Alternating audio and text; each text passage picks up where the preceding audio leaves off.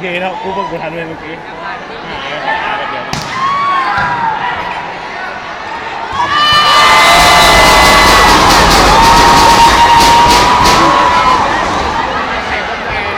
เฮ้ยไหนครับพี่หมอนบอกย้ายเปลี่ยนมาเปลี่ยนมา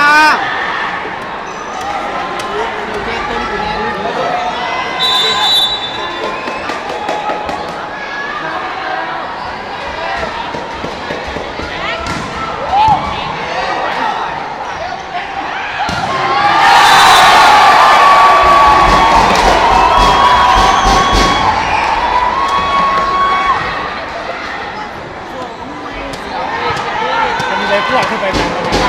บบเลย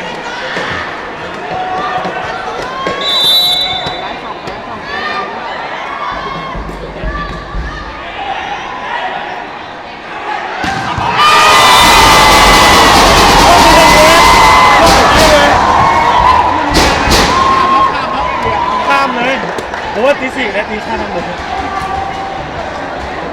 ลองเลยแล้วเล่นคนเดียวกันเลยเล่นคนเดียวกันโอ้ยสนใจต้องการคนเอากันนะ